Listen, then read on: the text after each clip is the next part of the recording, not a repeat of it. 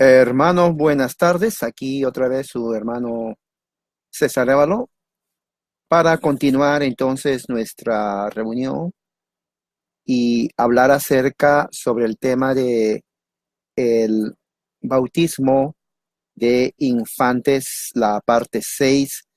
Como les había dicho anteriormente, Calvino escribió en su libro Las instituciones de la religión cristiana. Está dividida en 4 libros, toda la, diríamos, el tratado de teología. Y en el libro 4, capítulo 16, él habla acerca de el paido bautismo o bautismo de infantes como una respuesta a los anabautistas que niegan que el bautismo se debe de ofrecer a los hijos de los creyentes, pero al mismo tiempo respuesta a católicos romanos que acusan a Calvino y por ende a los reformadores como de haber inventado una religión nueva que no existía antes. Entonces el tema es importante porque pone en perspectiva la fe histórica reformada desde su relación con el sacramento del bautismo. Y es muy importante porque esto nos ayuda a entender la posición teológica histórica del sacramento del bautismo dentro de la iglesia reformada no católica romana. Recuerde que estamos hablando del siglo XVII, perdón, el siglo XVI, en donde la reforma que había empezado con Lutero se expande, es desarrollada por Juan Calvino, y de esa forma, entonces, las iglesias van creciendo. Hay puntos teológicos de diferencia con la liturgia y la teología y los sacramentos católicos romanos. No había otra iglesia cristiana que se le haya presentado o desafiado al catolicismo como los reformadores lo hicieron. No existía en ese entonces iglesias evangélicas, pentecostales o carismáticas. Entonces vemos de que la única alternativa en ese entonces era la posición teológica de los reformadores, aunque es muy necesario saber de que los reformadores nunca ellos planearon crear una iglesia paralela a la iglesia católica. Lo que ellos querían era simplemente, como su título los llama, reformar a la iglesia, reformar, porque ellos todos creyeron en la universalidad de la iglesia cristiana, ¿no? Universalidad de la iglesia cristiana. ¿Qué quiere decir eso? Quiere decir de que todos ellos creían que la iglesia de Cristo es católica. Ahora, no católica dentro de la definición católica romana del papado, sino más bien católica en su alcance universal. Así que el nombre católico no implica necesariamente algo malo, ¿no? Es simplemente su carácter universal. Católico implica su carácter universal, y eso se basa, voy a poner aquí, carácter universal, y eso es en fundamento o en base a Mateo 28, 19 y 20. Ok, entonces es muy importante que nosotros sepamos eso, porque cuando ya después, siglo después, más o menos en el siglo XIX, dentro de la unión el origen del evangelicalismo en el siglo, estamos hablando en el siglo XIX, en los Estados Unidos, una del evangelicalismo, entonces se cambia el sentido de la iglesia en cuanto universal, y dentro de esa cultura, diríamos, del siglo XIX en los Estados Unidos, se redefine inclusive el carácter de la iglesia y su teología también, eclesiología. Entonces, no solamente ellos se ponen anticatólicos, pero también inclusive antirreforma. O sea que el evangelicalismo no es ni católico romano, ni tampoco reformado. Aunque muchos de los elementos teológicos comparte con ellos. Por ejemplo, la Trinidad es un concepto de la ortodoxia cristiana, católica ortodoxa, católicos protestantes ortodoxos, compartimos la doctrina de la Trinidad, ¿no? Jesús, compartimos su naturaleza humana, su naturaleza divina, lo compartimos. O sea, son elementos que son parte de la ortodoxia cristiana. La diferencia está en la interpretación. El evangelicalismo, hacer un movimiento, diríamos, suelto, un movimiento independiente, entiende diferente. Para ellos los sacramentos simplemente son una conmemoración, una remembranza, nada más. Pero tanto el catolicismo como la reforma, los reformados, inclusive los ortodoxos, creemos que los sacramentos no solo es un rito o una remembranza, sino son medios de gracia. Lo vuelvo a repetir, lo he estado hablando desde el principio, ¿no? Medios de gracia. Eso tiene que entender usted. Medios de gracia quiere decir que son elementos en donde la gracia de Dios fluye a los cristianos. Como por ejemplo, ¿qué? Por ejemplo, cuando uno comparte la cena del Señor no solamente es una remembranza, es un sacramento, es un medio de nutrir nuestro espíritu. Cuando compartimos la cena del Señor, estamos comiendo el cuerpo y bebiendo la sangre de Jesús espiritualmente. Esa es la posición reformada. Ahora, en esa posición de la cena del Señor hay diferentes interpretaciones. El catolicismo cree que realmente la hostia y el vino se convierten literalmente en el cuerpo y la sangre de Jesús. Los reformadores no creemos eso. Creemos más bien que espiritualmente es la carne y la sangre de Jesús, que es diferente. El luteranismo está en el medio. El luteranismo está en el medio. Pues el luteranismo es más, diríamos, definido como, muchos lo llaman, no es católico, porque ellos no creen en la transubstanciación, pero tampoco es plenamente reformado. Es prácticamente su visión. Recuerde que Lutero fue el que no quiso tener o unir una iglesia reformada con los mejores teólogos de ese tiempo por el asunto de la cena del Señor. Entonces ustedes tienen que entender eso, hermano. Esa es parte histórica.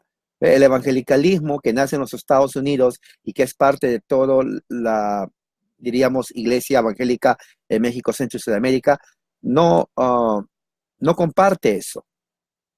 ¿Ok? Entonces, vamos a ver entonces lo que sigue en cuanto al bautismo de infantes. Vamos a leer las entradas del 27 hasta el 30, que es lo que vamos a ver hoy. Así dice Calvino en la entrada 27 hasta el 30 del libro 4 de su institución, ¿no? Referente al bautismo de infantes. Recuerde que él está respondiendo a las acusaciones de los anabautistas. Dice así: pero se jactan. Cuando dice anabautistas, recuerde, cada vez que habla de ellos o menciona, Calvino está hablando de los anabautistas, de los que se oponen al bautismo de infantes. Dice: pero se jacta de tener su baluarte más fuerte en la misma institución del bautismo que encuentran en el último capítulo de Mateo, donde Cristo, enviando a sus discípulos a todo el mundo, les ordena que enseñen y luego bauticen. Luego, en el último capítulo de Marcos se agrega: el que cree y es bautizado será salvo. Está hablando de Marcos 16.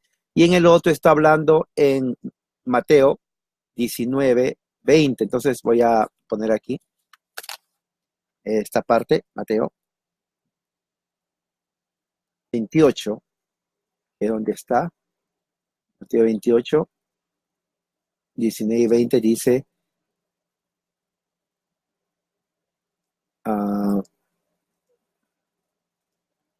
está,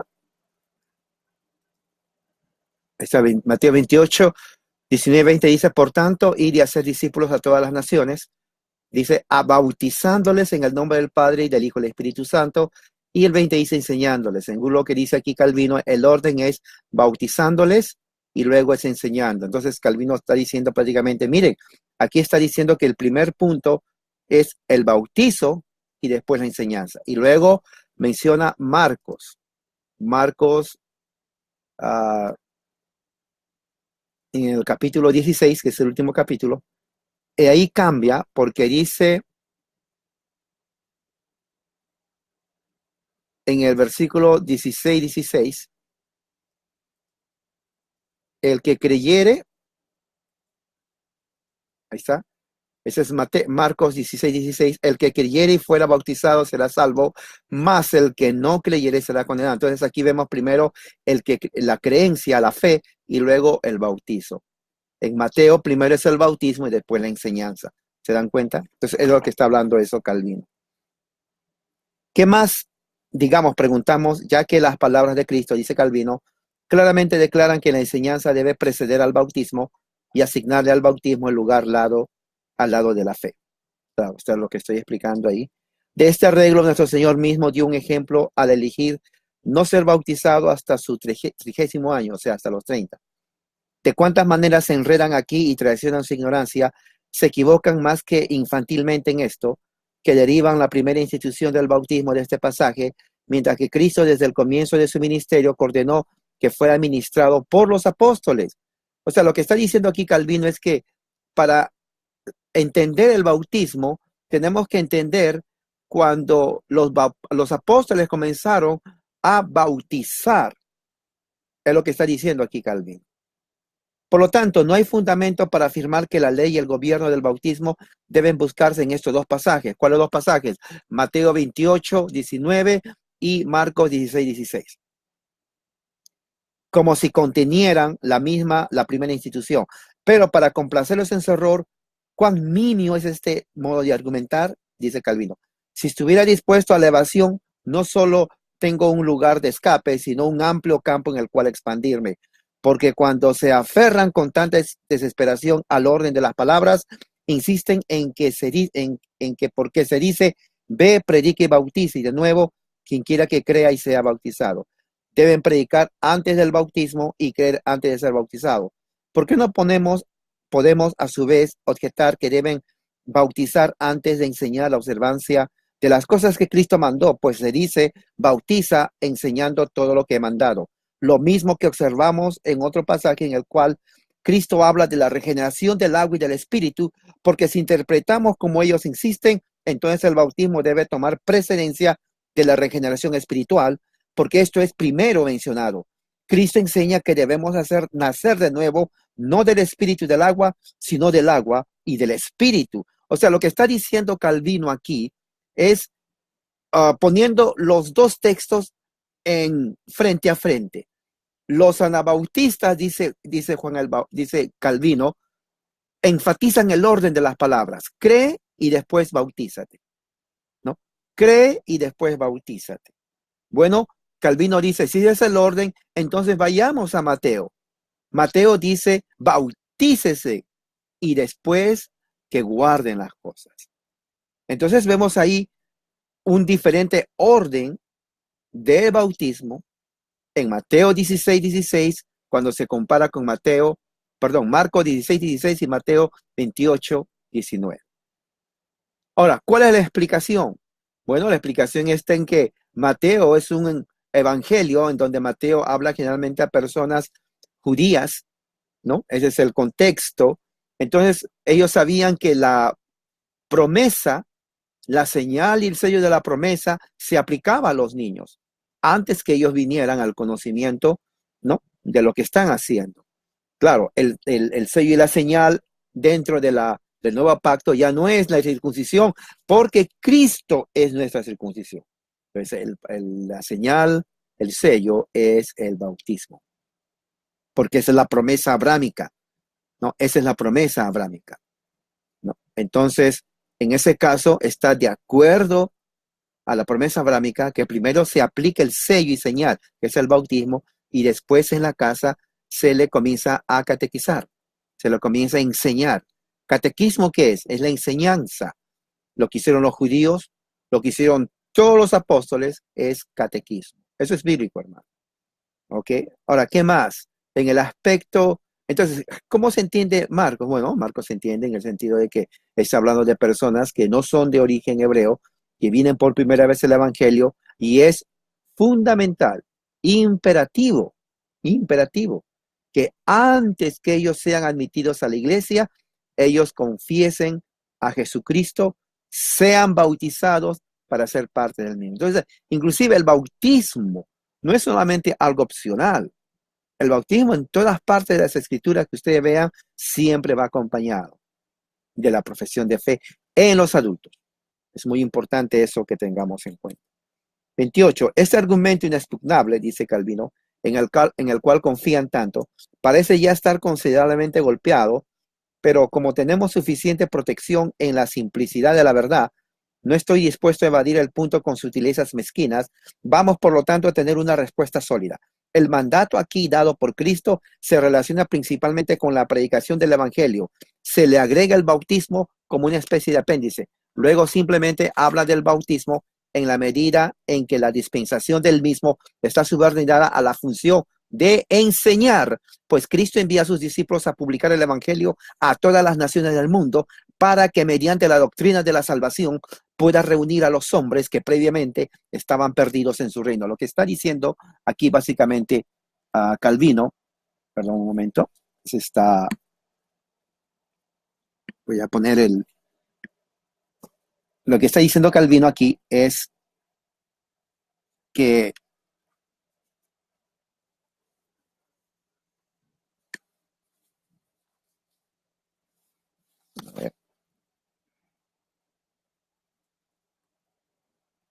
el mandato de Cristo se relaciona con la predicación del Evangelio, al cual sigue el bautismo, ¿no? El bautismo. Luego simplemente habla del bautismo en la medida en que la dispensación del mismo está subordinada a la función de enseñar. O sea, dos cosas muy importantes.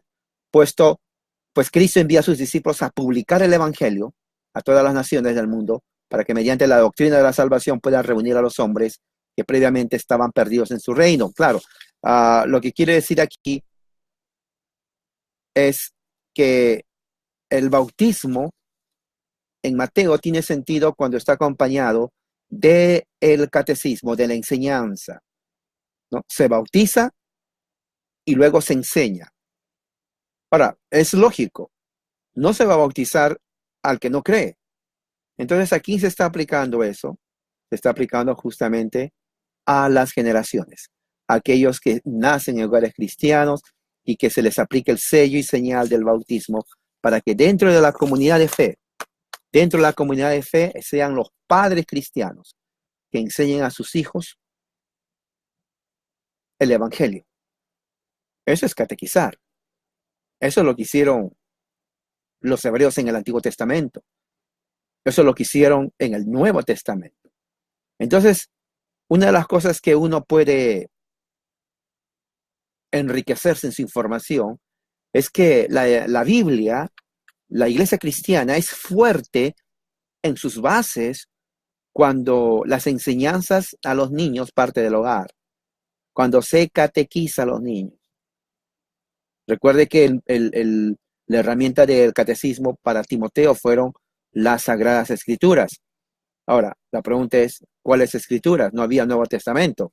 Se deduce por implicatura que se está refiriendo a la ley de Moisés, al Pentateuco, a los Salmos, a los profetas. Ellos leían mucho los profetas. Entonces, todos esos libros que es parte de nuestro canon de la Biblia, entonces pasa a ser los libros de texto para el fundamento de la enseñanza de la doctrina cristiana, del intelecto cristiano. O sea, el intelecto del cristiano es un intelecto puramente bíblico, hermano. Nuestro intelecto es puramente bíblico, debe ser bíblico.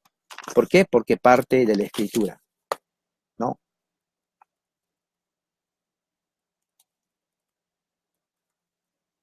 Estoy poniendo ahí, nuestro intelecto es puramente bíblico. Ahora, cuando digo bíblico, está dentro del contexto histórico-teológico. ¿Por qué histórico-teológico?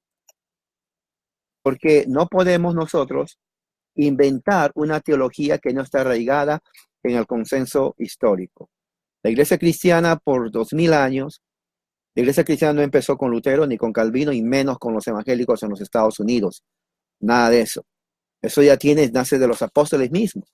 Entonces, la iglesia no estuvo, como enseñan los mormones, como enseñan los testigos de Jehová, como enseñan inclusive adventistas y otros grupos, que estuvo dormida por casi 2000 años y luego se le apareció una visión y salió allí.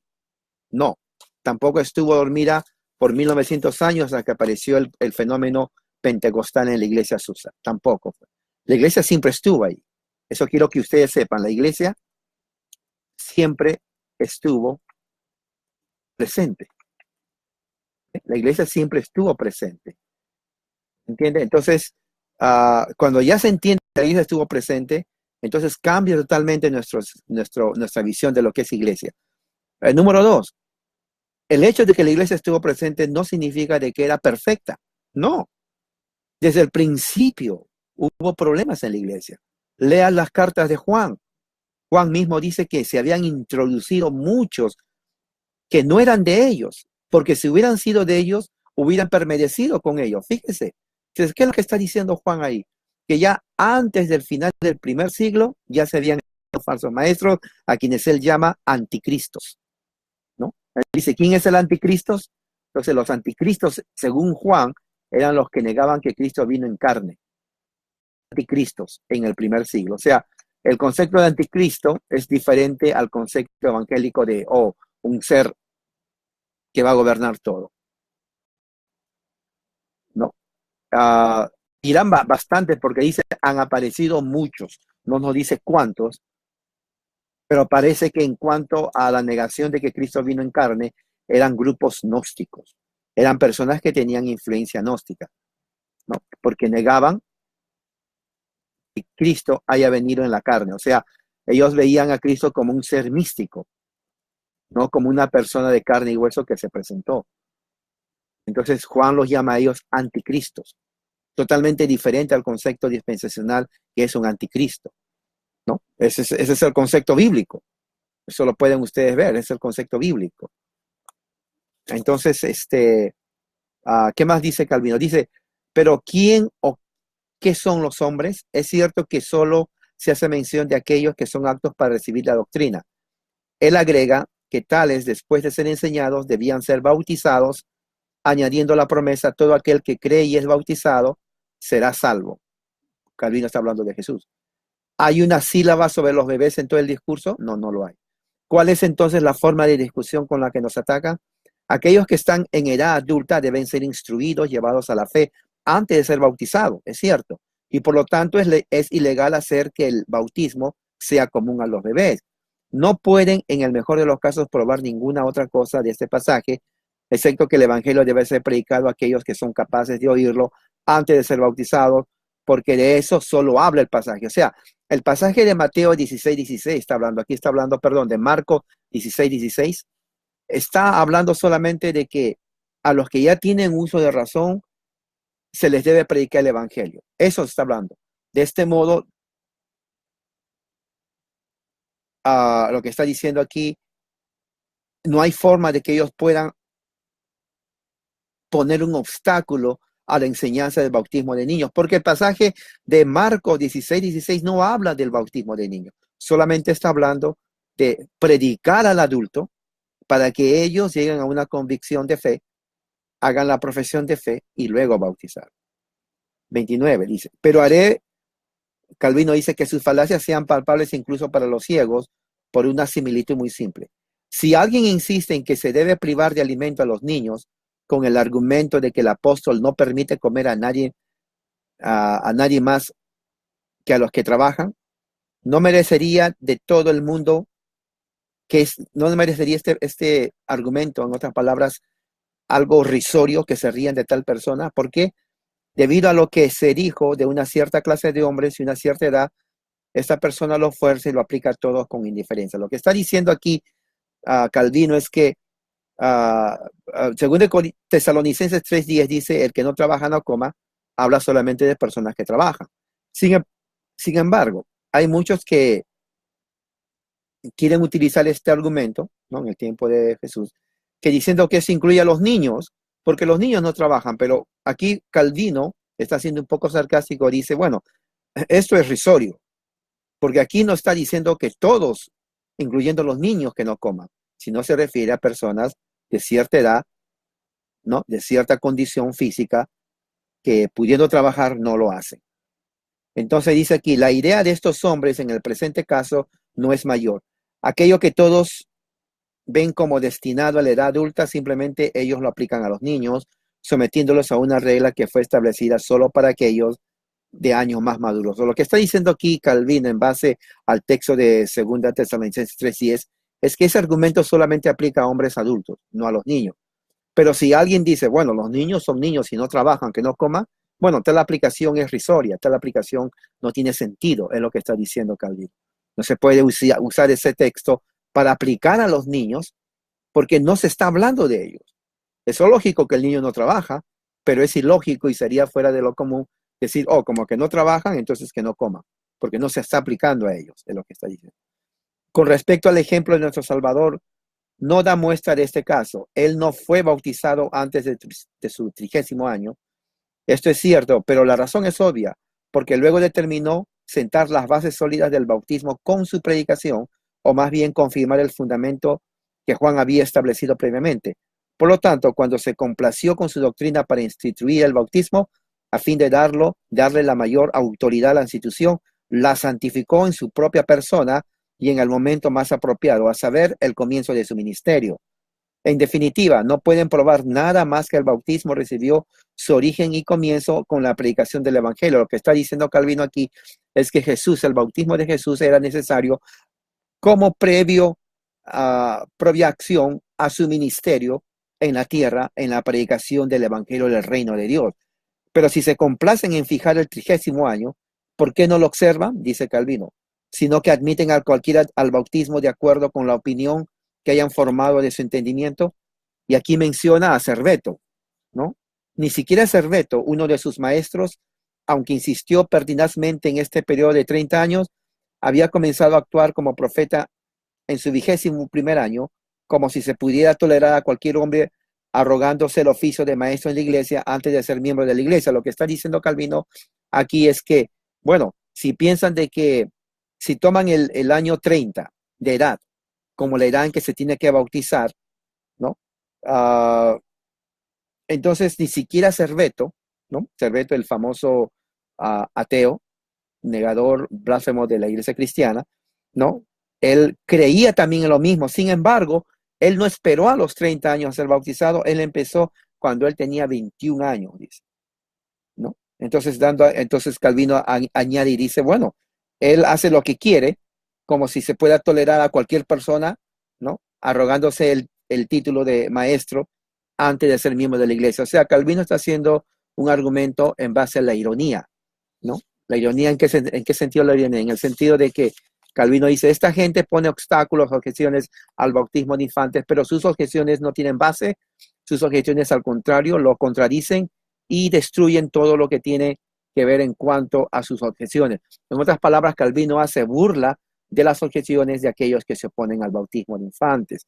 Versículo 30 dice, por último, objetan que no hay una razón mayor para admitir a los niños al bautismo, así como tampoco para la cena del Señor. Aquí Calvino está tocando el paralelo entre el bautismo y la cena del Señor. Lo que Calvino está diciendo aquí es decir lo siguiente. Ellos dicen, así como tampoco a los niños pequeños se les hace que participen en la cena del Señor porque son niños, así tampoco se les puede hacer participar del bautismo porque son niños. Entonces Calvino en ese momento pasa a elaborar y refutar esta idea. Así es lo que él dice, ¿no? Uh, Dice Calvino que la escritura, en muchos sentidos, hace una distinción entre el bautismo y la cena. En la iglesia primitiva, de hecho, la cena del Señor se daba con frecuencia a los bebés, dice Calvino, como aparece en las escrituras de Cipriano y San Agustín. Pero la práctica con justicia se volvió obsoleta, porque si atendemos a la naturaleza peculiar del bautismo, es una especie de entrada como si fuera la iniciación, como en la iniciación, en la entrada a la iglesia, por la cual nos clasificamos entre el pueblo de Dios, un signo de nuestra regeneración espiritual es el bautismo, por la cual somos nacidos de nuevo para ser hijos de Dios, mientras que, por el contrario, la cena está destinada a aquellos de años más maduros, o sea, personas adultas, que habiendo pasado el periodo de tierna infancia, son aptos para llevar alimentos sólidos. Esa distinción se señala muy claramente en las escrituras. O sea, Calvino está diciendo, no es igual. No se puede poner o a usar el paralelo del argumento entre la cena del Señor y el bautismo, porque la cena del Señor específicamente dice Pablo en su carta que antes de tomar la cena del Señor uno tiene que hacerse un autoexamen, ¿no? Un autoexamen. Sin embargo, en cuanto al bautismo, dice Calvino, el Señor no hace ninguna selección de edad, mientras que no admite que todos participen en la cena. O sea, mientras que en el bautismo Jesús no pone una edad, sin embargo, en la participación de la cena, Jesús sí pone ciertos reglamentos, ciertos, diríamos, factores en que quienes deben de participar en la cena. ¿Quiénes son? Los confina aquellos que son aptos para discernir el cuerpo y la sangre del Señor, para que examinen su propia conciencia, para mostrar la muerte del Señor y comprender su poder. Solamente una persona adulta, una persona madura, puede hacer esto, no el niño. Podemos desear algo más claro de lo que dice el apóstol cuando exhorta que el hombre se examine a sí mismo y que coman de ese pan y beban de esa copa. Está en 1 Corintios 11:28. El examen, por lo tanto, debe preceder a la toma de la cena del Señor. Y esto no aplica a los niños, dice. De nuevo, el que come y vive indignamente, come y bebe condenación a sí mismo, sin discernir el cuerpo del Señor. Si no pueden participar dignamente, sin poder discernir debidamente la santidad del cuerpo del Señor, ¿por qué deberíamos extender el veneno a nuestros niños pequeños en lugar de alimentarlos? Entonces, ¿cuál es el mandato de nuestro Señor? Haz esto en mi memoria. ¿Y cuál es la inferencia que el apóstol saca de esto? Cada vez que comáis este pan y bebéis esta copa, mostraréis la muerte del Señor hasta que Él venga. O sea, Calvino está diciendo que cuando nosotros, la iglesia, nos reunimos para participar del pan y del vino en la comunión, en la cena del Señor, nosotros estamos mostrando, ¿no? Demostrando la muerte del Señor hasta que Él venga. ¿Cómo podemos entonces exigir a los niños que conmemoren cualquier evento del que ellos no tienen entendimiento? ¿No? ¿Cómo se les exige a los niños demostrar la muerte del Señor, de la naturaleza y el beneficio de los cuales no tienen idea? Nada de esto está prescrito en el bautismo. En otras palabras, no se puede usar la analogía de la cena del Señor al bautismo como pretexto o argumento, ¿no? O objeción para no bautizar a los niños, porque son totalmente diferentes prácticas o administración de sacramento. Por lo tanto, dice Calvino, existe la mayor diferencia entre los dos signos. Eso también lo observamos en signos similares bajo la antigua dispensación. Por ejemplo, la circuncisión, que como es bien sabido corresponde a nuestro bautismo, estaba destinado a los niños. Pero la Pascua, fíjese, para la cual se sustituye la cena del Señor, no admitía a todos los invitados de manera promiscua, sino que era comida únicamente para los que eran de edad, suficiente para preguntar el significado de la misma. O sea, ellos tenían que preguntar. O sea, un niño no pregunta, el niño va a comer. Pero desde el momento que pone el factor, van a preguntar, cuando ellos pregunten por qué comemos, implica que era para personas de cierta edad. Si estos hombres tuvieran la menor partícula de solidez en su cerebro, aquí Calvino, de una forma sarcástica, estarían así ciegos en cuanto a un asunto tan claro y obvio. Claro, lo que Calvino termina aquí en esta parte del 30 dice, bueno, si estos hombres tuvieran conocimiento, no estuvieran entonces ellos haciendo esta clase de analogía que no tiene ningún sentido, ¿no? Hacer una analogía en cuanto a la cena del Señor, que es específicamente para personas maduras que puedan ellos autoexaminarse y preguntar, y al bautismo, en donde Jesús no pone, según Calvino, ningún límite de edad y que más bien viene a ser el signo y señal de pertenecer, de la regeneración espiritual, de pertenecer a una familia cristiana de acuerdo a la promesa de Abraham. Cuando ustedes leen a Génesis 12, 15, 17, 21, va a ver ahí inclusive que la promesa es para él y su descendiente, su familia. Entonces es imposible que ellos digan, bueno, solamente voy a circuncidar a los que creen. No. Si el que era circuncidado tenía hijos, ellos eran circuncidados, aunque antes de que lleguen a la edad del conocimiento. ¿Por qué? Porque la circuncisión era el símbolo, señal de pertenecer al pacto de Dios, por virtud a la fe de los padres, por virtud a la fe de los padres. Dentro del bautismo de la iglesia cristiana, la promesa abrámica sigue. Pablo mismo dice que lo que vino después, y eso es muy importante que sepamos, hermano, porque muchos no entienden esto. La ley que vino después, dice aquí, esto está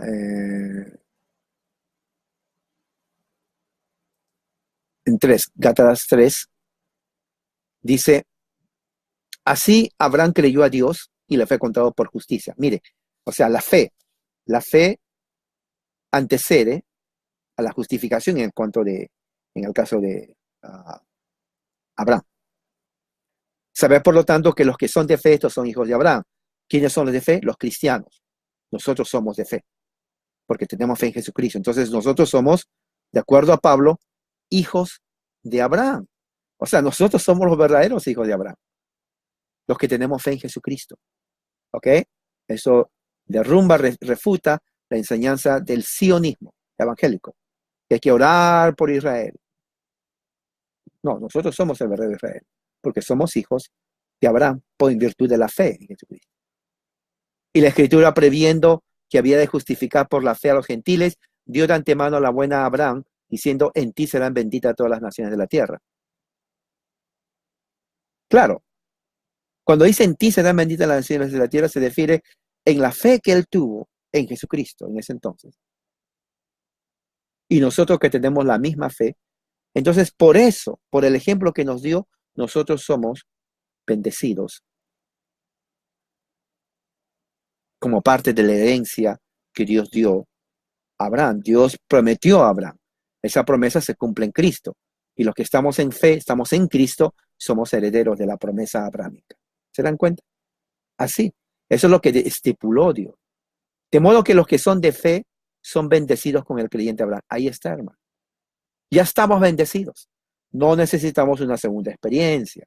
Pablo está diciendo, ¿ustedes creen en Cristo? Sí.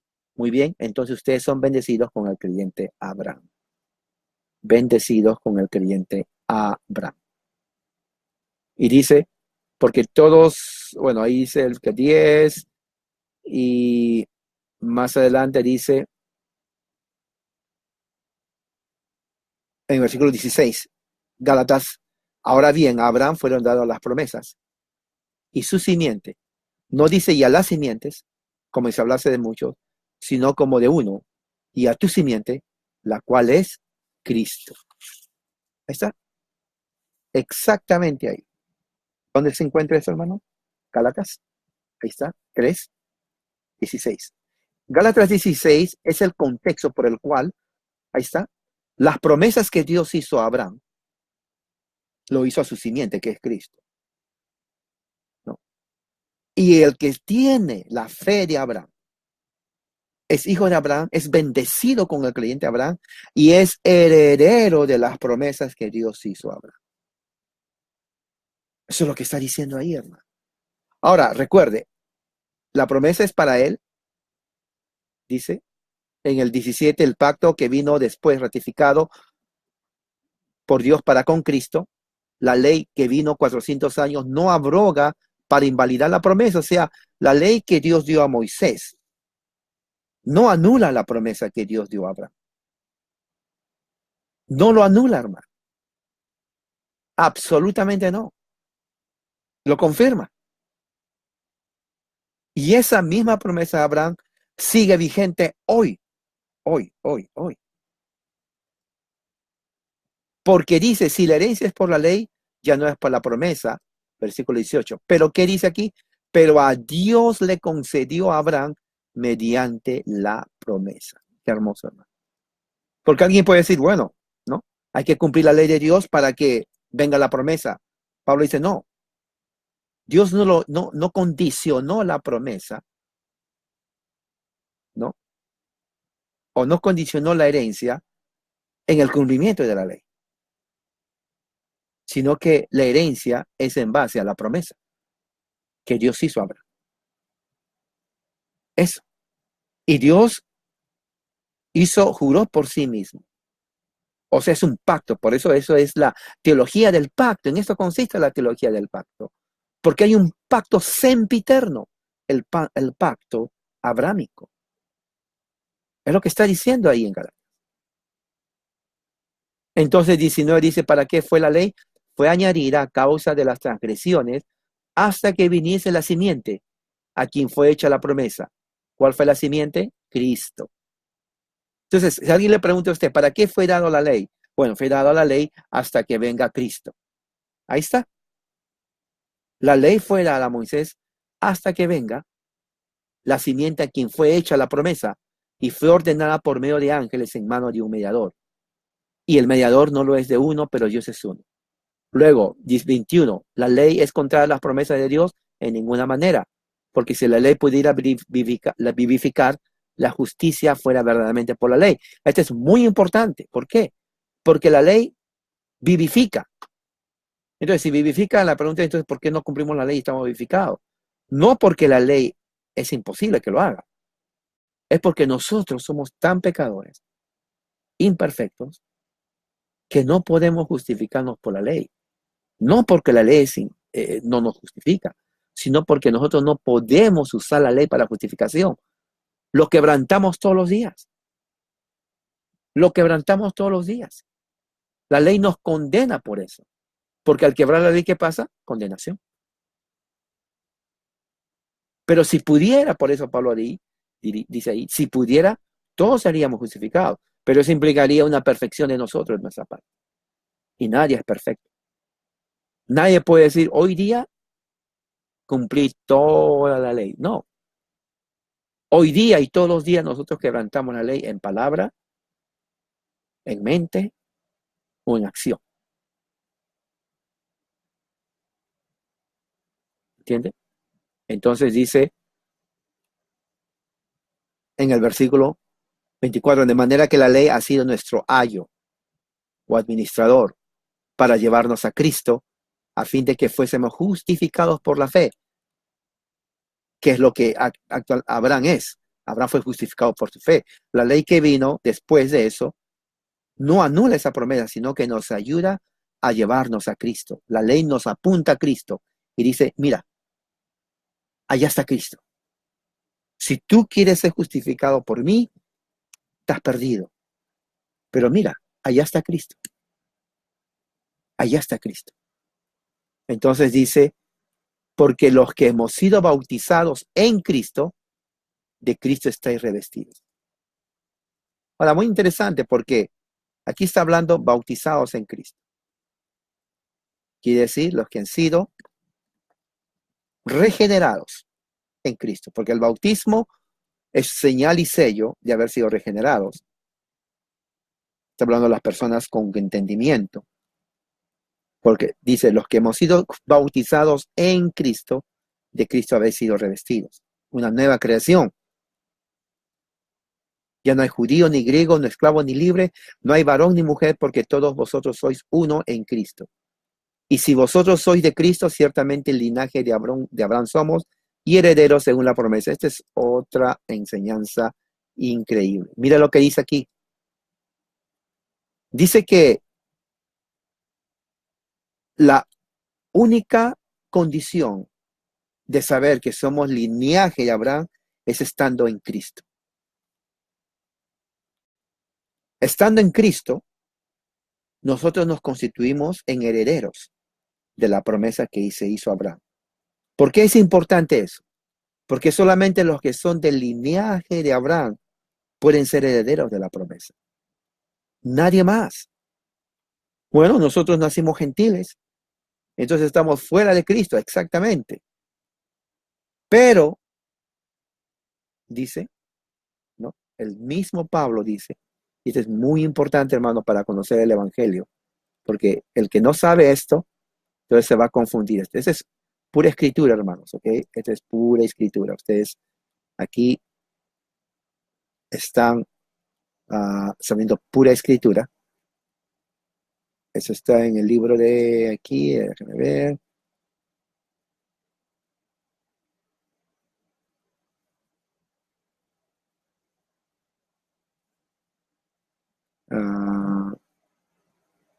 En el libro en la carta a los Efesios, en el, unidad del Espíritu, dice Efesios 4, yo pues preso en el Señor, os ruego que andéis como es digno de la vocación que fuiste llamado. Con toda humildad, mansedumbre, soportándoos con paciencia los unos a los otros, en amor, solícitos en guardar la unidad del Espíritu en el vínculo de la paz. Cuerpo, un espíritu, un espíritu, como fuisteis también llamados a una misma esperanza. Un Señor, una fe, un bautismo, un Dios y Padre de todos, el cual es sobre todos, por todo y en todos. Fíjese, está hablando de la unidad en Cristo.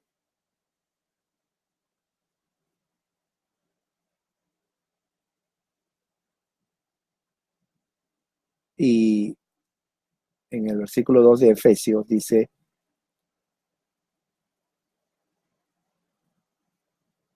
esto que nos ayuda a entender la importancia de estar en Cristo y nosotros los gentiles. Por tanto, acordaos de que en otro tiempo vosotros los gentiles, en cuanto a la carne, éramos incircuncisos por la llamada circuncisión hecha con mano. Claro, desde el punto de vista de la circuncisión física, nosotros somos paganos. En aquel tiempo estábamos sin Cristo, ajenos de la ciudadanía de Israel, ajenos a los pactos de la promesa, sin esperanza, sin Dios en el mundo. Pero ahora en Cristo, ahora, el tiempo de ahora. Vosotros que en otro tiempo estabas lejos, en Cristo ahora hemos sido cercanos. ¿A dónde? Cercanos a la ciudadanía de Israel, a los pactos de la promesa. Tenemos esperanza y tenemos a Dios en el mundo. En Cristo. El que no tiene a Cristo, no importa su origen, vive en un pagano. Por eso, el verdadero Israel somos nosotros, los que estamos en Cristo. Los verdaderos herederos de Abraham somos nosotros, los que estamos en Cristo. Los verdaderos del linaje de Abraham somos nosotros, los que estamos en Cristo. Los verdaderos herederos de la promesa somos nosotros, los que estamos en Cristo. Vamos a orar. Padre Celestial, gracias por tu amor y misericordia y que esa enseñanza haya sido de beneficio a mis hermanos. Estamos creciendo en el conocimiento de la verdad, creciendo en gracia, como dice tu palabra, y es Jesucristo. Bendícenos y que quede en nuestro corazón. En el nombre de Jesús te pido todo esto. Amén. Que la gracia, que la paz sea en todos ustedes, a los hermanos que estuvieron aquí y también, bueno, compartan este video. Lo voy a poner un momento en YouTube y así lo puedan compartir. Gracias y paz a todos, que pasen buena noche.